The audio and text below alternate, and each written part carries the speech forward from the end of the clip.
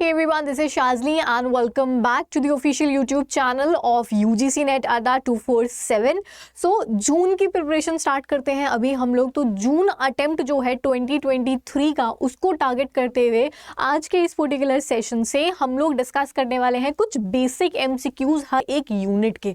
उन स्टूडेंट्स के लिए जिन्होंने अभी अपनी प्रिपरेशन स्टार्ट करी है वो किस तरीके से उनको एक आइडिया लगेगा कि साथ साथ वो पढ़ रहे हैं और साथ साथ वो MCQs करेंगे बेसिक लेवल वाले यूनिट बाय यूनिट। तो आज के सेशन के अंदर हम लोग बिजनेस एनवायरनमेंट से जो है वो अपना सेशन जो है वो स्टार्ट करेंगे। तो बिजनेस एनवायरनमेंट के कुछ क्वेश्चंस हम कवर अप करने की कोशिश करेंगे आज के इस सेशन के अंदर। बेसिक क्वेश्चंस होंगे यहाँ पे ताकि वो स्टूडेंट जो अभी प्रिपरेशन स्टार्ट कर रहे हैं उनके अकॉर्डिंगली लेवल जो है वो सेम हो, आप कह सकते हैं फीजिबल रहे इस पर्टिकुलर सेशन का। चलिए स्टार्ट करेंगे हम लोग आज का सेशन क्वेश्चन नंबर 1 के साथ में अपना। सो क्वेश्चन नंबर 1 आपकी स्क्रीन के ऊपर है, इसको आंसर करने की कोशिश करेंगे। Which one of the following is not correct regarding consumer protection act. तो यहाँ पे कंज्यूमर प्रोटेक्शन एक्ट के अकॉर्डिंगली कौन सा स्टेटमेंट जो है वो करेक्ट नहीं है।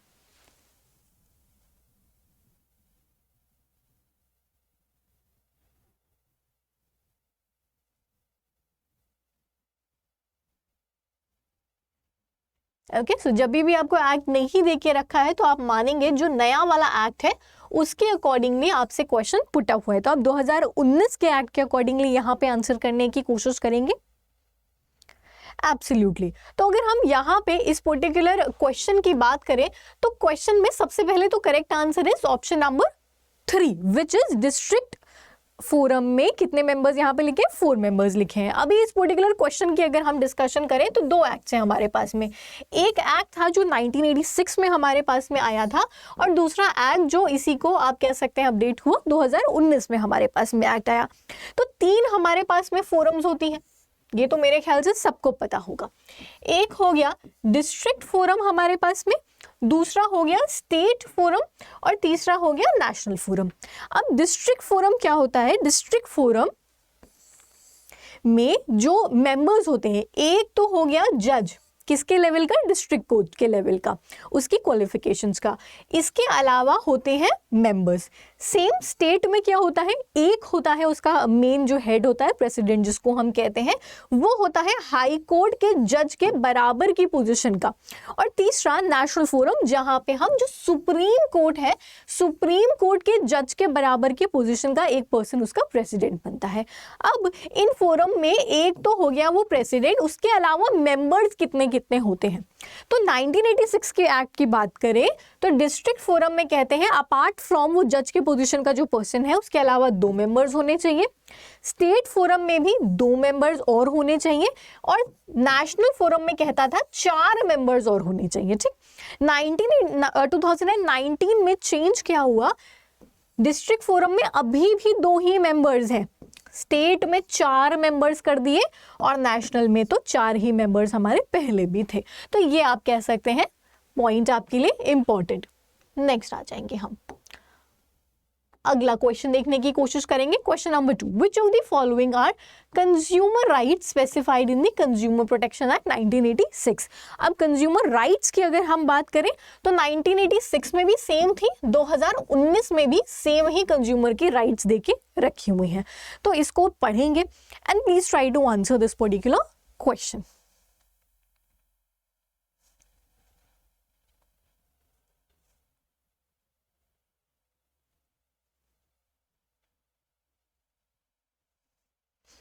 Good afternoon.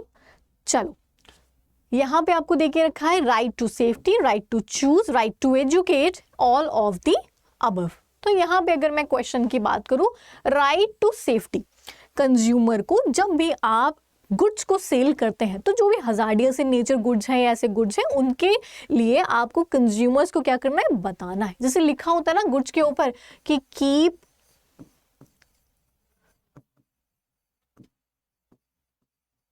Out of reach of children, इस तरीके से लिखा होता है ना हमारे पास में।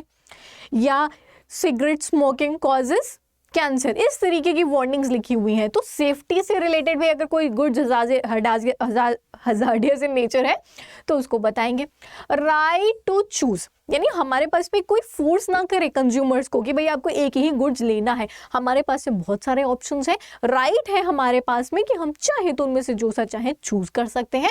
राइट टू एजुकेट, वो देखा था पहले एड आता था गवर्नमेंट का,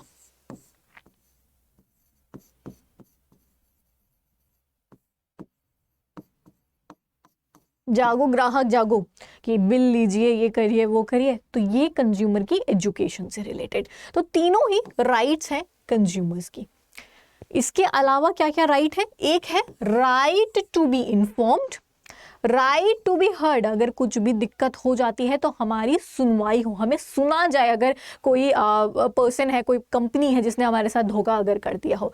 राइट टू सीक रिड्रेसल, हमें उसका सोल्यूशन भी मिलना चाहिए, ये आप कह सकते हैं राइट्स है कंज्यूमर की। नेक्स्ट आएंगे फेमा एक्ट से रिलेटेड क्वेश्चन है कि फेमा एक्ट के अकॉर्डिंगली जो फॉरेन एक्सचेंज की डेफिनेशन देके रखी है उसके अंदर कौन सी चीज इनमें से इंक्लूड नहीं है। चलिए इसको बताने की कोशिश करेंगे। आपके पास में यहाँ पे 4 ऑप्शंस जो हैं वो देके रखे हैं।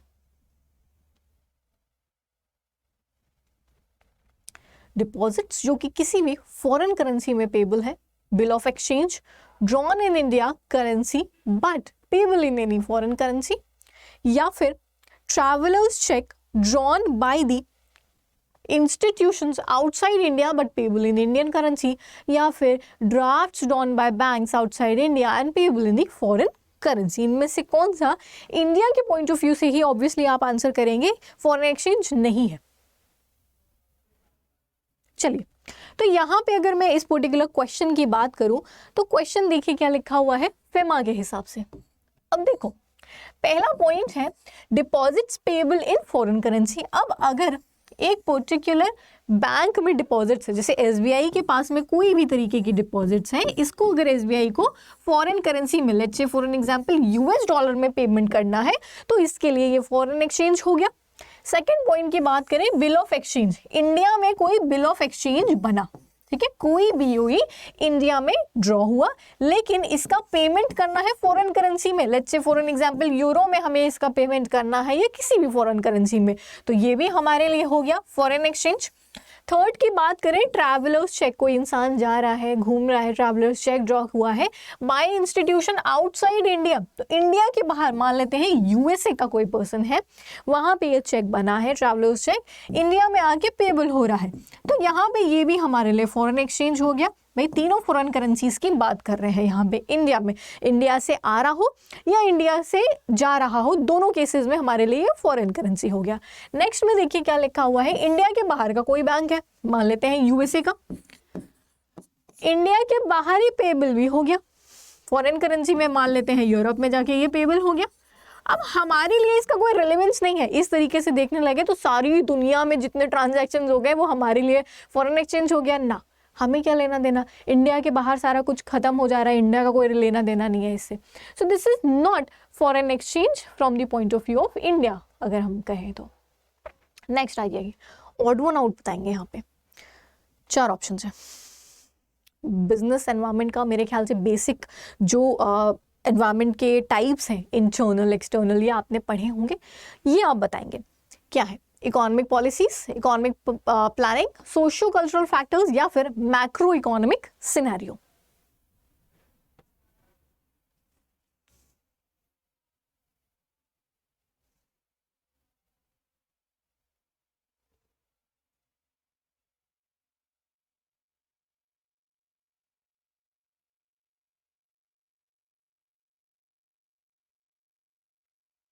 Very basic question I believe.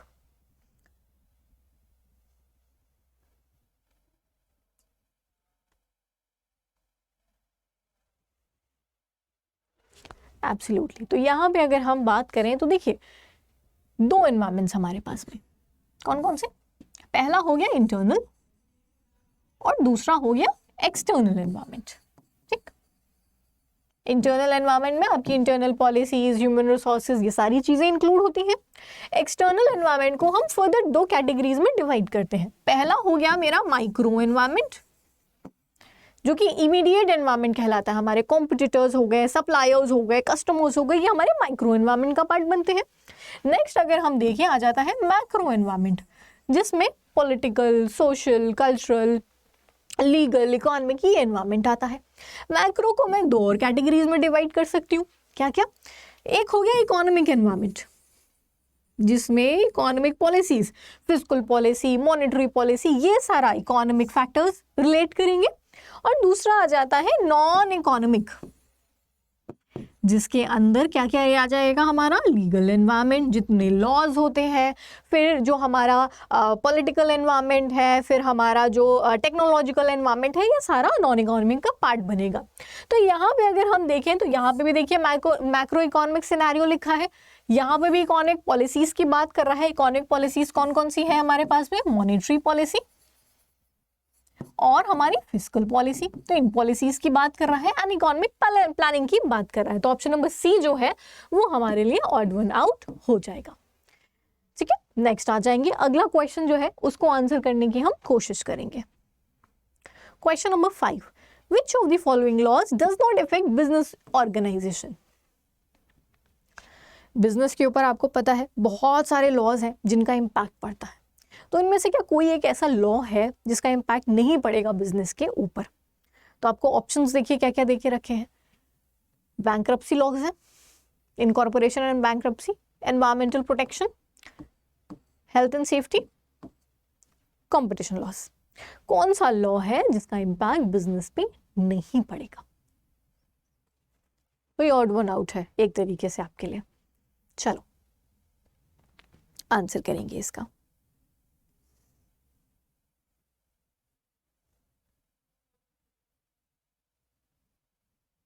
Very nice. अब देखो यहां पे ये किससे रिलेटेड है? बैंक्रप्सी, इनकॉर्पोरेशन बैंक्रप्सी, ये बैंक से रिलेटेड एक्ट आता है। ठीक है, कमर्शियल बैंक्स हो गए, इनके ऊपर अप्लाई होता है ये एक्ट। एनवायरमेंटल प्रोटेक्शन आपके ऊपर अप्लाई करेगा, occupational health and safety apply करेगा, कॉम्पिटिशन लॉ अप्लाई करेगा। नेक्स्ट आ जाते हैं, क्वेश्चन नंबर 6 की बात करते हैं। इंडिया की यहाँ पे आप कह सकते हैं रैंक पूछी है वर्ल्ड बैंक के एनुअल ह्यूमन कैपिटल इंडेक्स 2020 के अकॉर्डिंगली इंडिया की रैंक क्या थी?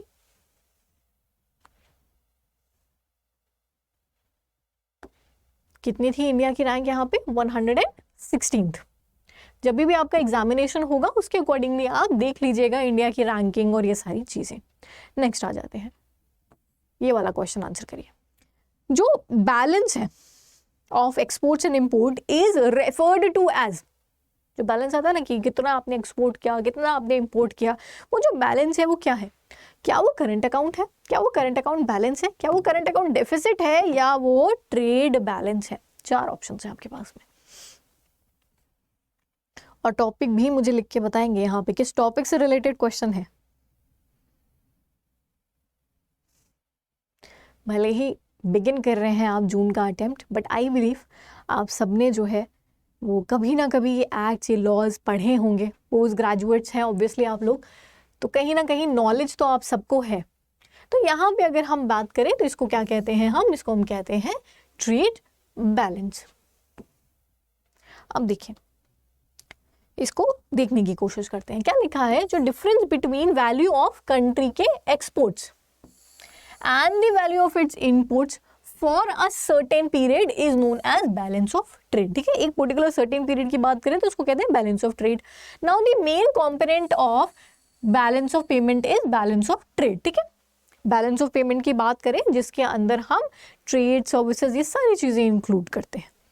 अब the balance of trade between a countries goods and the balance of trade between its services, goods and services के बीच का जो बैलेंस है ये समटाइम्स रिपोर्टेड सेपरेटली। कई बार क्या होता है समटाइम्स कि आपका जो गुड्स का बैलेंस है, यानी गुड्स का जो एक्सपोर्ट इंपोर्ट हुआ और जो सर्विसेज का एक्सपोर्ट इंपोर्ट हुआ, उसको हम सेपरेटली डिनोट करने की या रिपोर्ट करने की कोशिश करते हैं।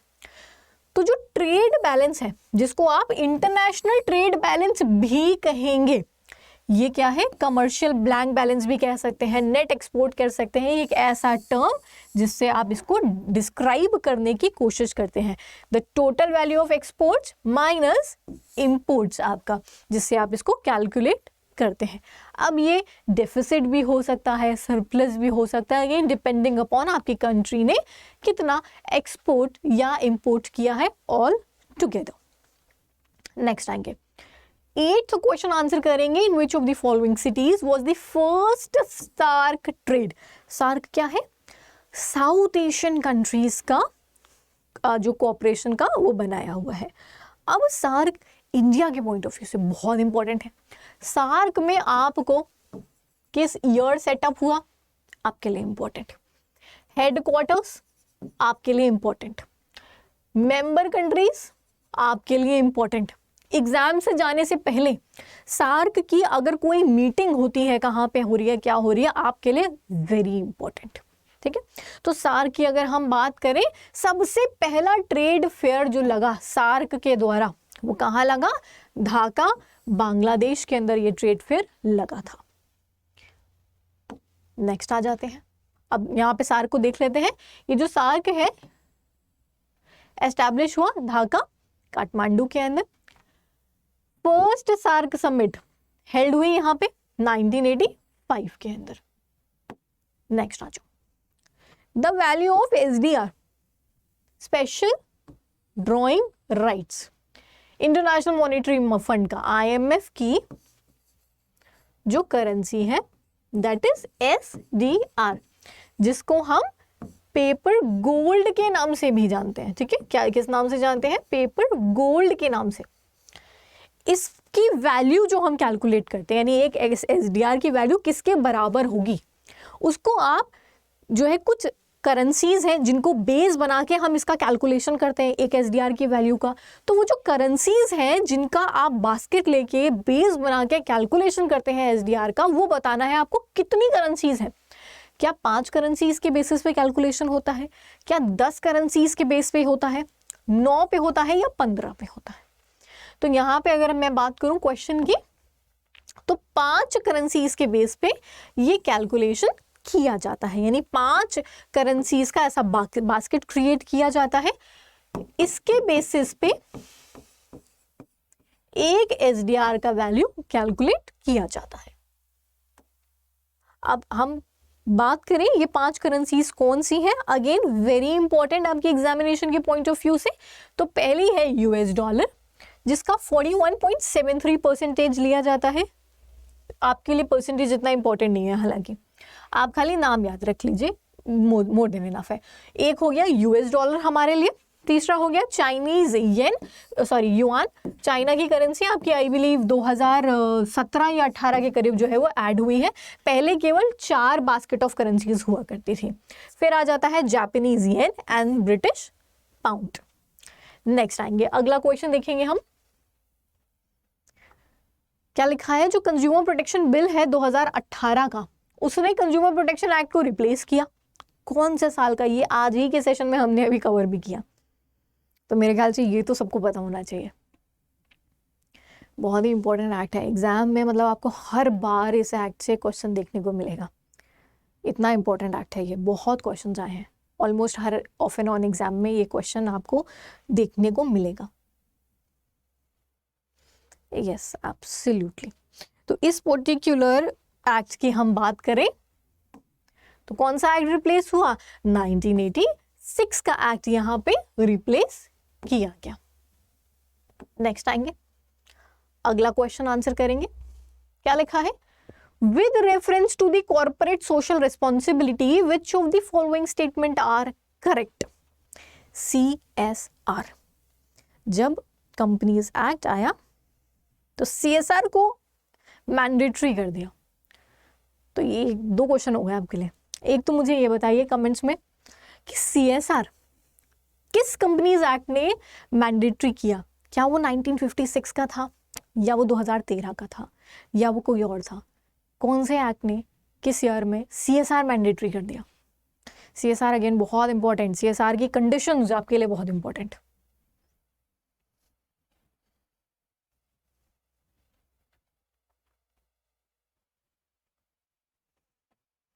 कौन सी स्टेटमेंट करेक्ट है ये बताएंगे।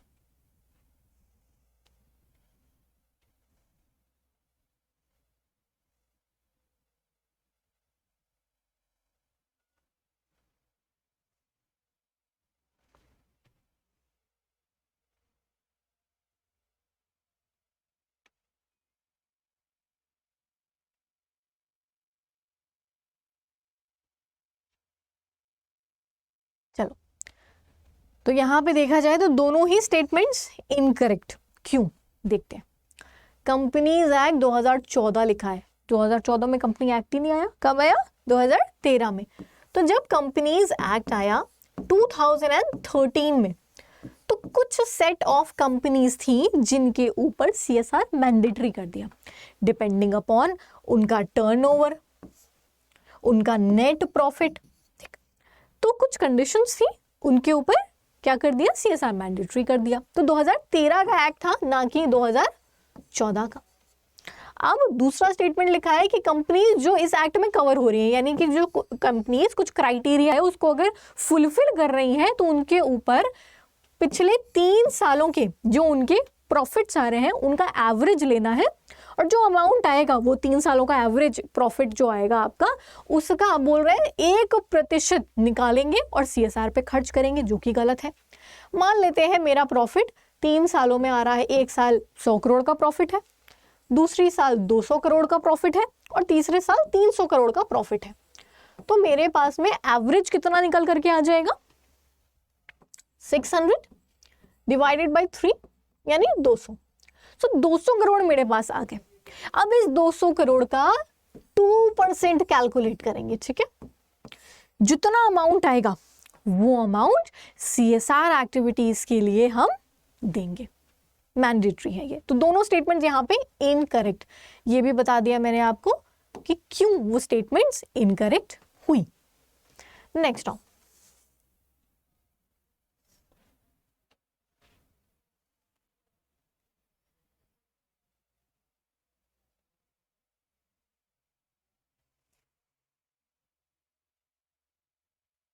bank rate is the rate at which the Reserve Bank of India provides loans to, ठीक है। बैंक रेट वो रेट है जिस पे reserve bank of India loan देता है। किसको देता है बताना है।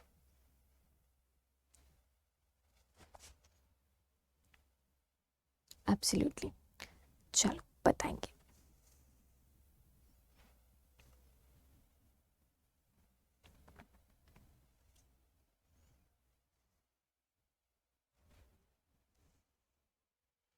सो क्या पब्लिक सेक्टर अंडरटेकिंग पीएसयू उसको लोन देता है, कमर्शियल बैंक को लोन देता है, या प्राइवेट कॉर्पोरेट सेक्टर को लोन देता है, या फिर NBFC non banking financial companies को लोन देता है? चलिए, सो यहाँ पे इस पर्टिकुलर क्वेश्चन की अगर मैं बात करूं तो कमर्शियल बैंक को लोन देता है। एग्जाम्पल देखेंगे इसका। मान लेते हैं एक बैंक है एसबीआई, इसको कुछ फंड्स की, पैसे की रिक्वायरमेंट है। किसके पास गई है? आरबीआई के पास, which is the central bank, reserve bank of India. अब एसबीआई ने कहा आरबीआई से कि मेरे को इतने इतने रुपए का लोन चाहिए। आरबीआई ने कहा ठीक है, हम आपको लोन दे देंगे, बट एक इंटरेस्ट आपसे चार्ज किया जाएगा। इस इंटरेस्ट का नाम है बैंक रेट। क्या कहते हैं इस इंटरेस्ट को? हम बैंक रेट कहते हैं। अब इसी यहीं पे एक दूसरा टर्म आ जाता है, दैट इज रेपो रेट, जिसमें थोड़ा सा कंफ्यूजन होता है स्टूडेंट्स को, क्योंकि रेपो रेट भी सेम ही है। यहां पे भी कमर्शियल बैंक आरबीआई से लोन ले रहा है, तो और जिस रेट ऑफ इंटरेस्ट से लोन ले रहा है उस रेट ऑफ इंटरेस्ट को कहते हैं रेपो रेट। तो आखिर बैंक रेट और रेपो रेट में डिफरेंस क्या हो गया? तो छोटा सा डिफरेंस है। लॉन्ग टर्म में अगर आप लोन लेंगे तो जिस रेट ऑफ इंटरेस्ट पे मिलेगा वो क्या हो गया? Bank rate. शॉर्ट टर्म में जब आप लोन लेंगे अपनी कुछ गवर्नमेंट सिक्योरिटीज को प्लेज करके, तो वो जो लोन हो जाएगा आपका, that would be repo rate के ऊपर आपको वो लोन मिलेगा, ठीक है, absolutely. So I hope session जो है वो आपको अच्छा लगा होगा। बिगिनर सीरीज जहां पे हम लोग बहुत सारे MCQs करने की कोशिश करेंगे, targeting the next attempt examination, and बहुत सारे टॉपिक्स भी हम कवर अप करने की कोशिश करेंगे नेक्स्ट अटेम्प्ट को टारगेट करते हुए। सेशन अच्छा लग रहा हो तो चैनल को सब्सक्राइब करना बिल्कुल मत भूलना। मेरी क्लास डेली 1 PM के ऊपर UGC नेट अड्डा 247 के ऊपर होती है, तो 1 PM पे डेली चैनल से जुड़ना मत भूलिएगा, जहां पे मैं आपको अगले अटेम्प्ट की तैयारी करवाने वाली हूँ। UGC नेट अड्डा पे हम लोग नेक्स्ट अटेम्प्ट के लिए each and everything cover up करेंगे, स्टार्टिंग फ्रॉम दी आपका नोट से लेकर के क्लासेस से लेकर के MCQs, PYQs, revision, each and everything will be covering. So please do join from 1 PM daily. Thank you so much everyone.